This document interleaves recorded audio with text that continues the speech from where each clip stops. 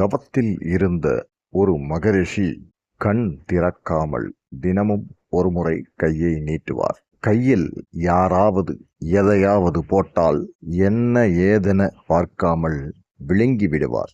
இவர் கையை நீட்டும் நேரம் பார்த்து பக்தர்கள் கனிகள், அப்பம் முதலியவற்றை தருவர். இதனால் புண்ணியம் சேரும் என கருதினர்.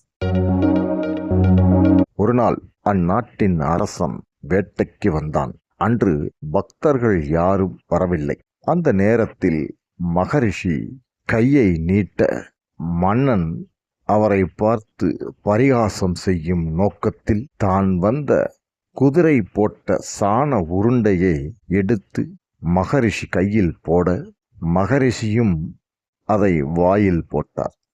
ஏளனமாக மன்னன் சிரித்தபடியே அங்கிருந்து கிளம்பி போய்விட்டார். மறுநாள் முனிவர் ஒருவர் மன்னரின் அரசவைக்கு வந்தார். முக்காலமும் உணர்ந்த அந்த முனிவர் மன்னரை பார்த்து, மன்னா, நேற்று நீங்கள் காட்டில் தவமிருந்து வரும் மகரிஷிக்கு குதிரை சாணம் கொடுத்தீர்கள் இல்லையா? அது தற்போது நரகத்தில் மலை போல வளர்ந்து கொண்டிருக்கின்றது.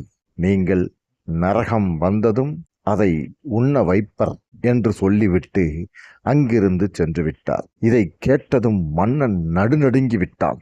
தர்மம் செய்து தன் பாவங்களை குறைக்க வேண்டும் என முடிவெடுத்தான். அரண்மனை நந்தவனத்தில் ஒரு குடில் அமைத்து தங்கினான். அந்நாட்டில் உள்ள இளம் பெண்களை வரவழைத்து அவர்களின் திருமணத்திற்குரிய நகை, பணம் கொடுத்து தான் செய்த பாவத்தின் செயல்கள், அதனால் ஏற்பட்ட கெடுதல் பற்றி எடுத்து கூறி அனுப்பிவிடுவான். இதை பார்த்து கொண்டிருந்த அந்த நாட்டில் உள்ள மக்கள் சில பேர் இதை வேறு மாதிரியாக கதை கட்டினர். அதாவது, மன்னன் இளம் பெண்களை தவறான நோக்கில் வரச் சொல்கின்றான், தவறுக்கு கூலியாக நகை, பணம் தருகிறான் என்றனர். ஒரு நாள் பார்வையற்ற கணவரை அழைத்து வந்த ஒரு பெண் அரசனின் குடில் முன்பு நின்று பிச்சை கேட்டாள். அப்பொழுது அந்த பார்வையற்ற கணவன் தன் மனைவியிடம், நீ யார் வீட்டு முன்பு இப்போது நிற்கிறாய் என கேட்டார்.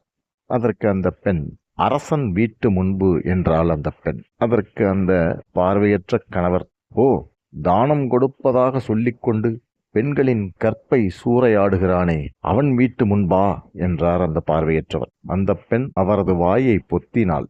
அன்பரே, என் கற்பின் சக்தியால் நான் முக்காலத்தையும் உணர்ந்தவர் என்பதை நீங்கள் அறிவீர்கள். இந்த மன்னன் ஒரு மகரிஷிக்கு குதிரை சாணத்தை கொடுத்தான். அது நரகத்தில் மலை அளவாக குவிந்து இவன் உண்ணுவதற்காக தயாரானது. அவ்விஷயம் இவனுக்கு தெரிய வரவே இவன் கன்னியருக்கு தர்மம் செய்து நல்போதனைகளை செய்தான். ஆனால் இவனை பற்றி தவறாக பேசி அவனுக்காக குவித்து வைக்கப்பட்டிருந்த சாண மலையில் ஒவ்வொரு கவளமாக ஒவ்வொருவரும் பங்கிட்டுக் கொண்டனர். கடைசி கவளம் மட்டும் பாக்கி இருந்தது. இவனை பற்றி தவறுதலாக பேசி அதை நீங்கள் எடுத்துக்கொண்டீர்கள். ஆகவே அடுத்த பிறவியிலும் பார்வையற்ற பிறப்பே பிறப்பீர்கள், அடுத்த பிறவியிலும் பார்வையற்றவராவே பிறப்பீர்கள் என்றால், இந்த கதையின் நோக்கம், தவறு செய்தவர்கள் திருந்தும் முயற்சியை விமர்சிக்க கூடாது. அப்படி செய்தால் அவன் செய்த பாவங்களை நாமும் பங்கு போட்டுக் கொள்ளும் நிலைமை ஏற்படும். புரிகிறதா? புரியாத ஜென்மங்களுக்கு புரியவே இந்த குட்டிக்கதை. நன்றி நண்பர்களே. மீண்டும் இன்னொரு குட்டிக்கதையோடு உங்களை நான் சந்திக்கிறோம். அதுவரை உங்களிடமிருந்து விடைபெறுவது உங்கள் கலக்கல் மச்சி சேனல். ஆதரவு அளியுங்கள், சப்ஸ்கிரைப் செய்யுங்கள். நன்றி, வணக்கம்.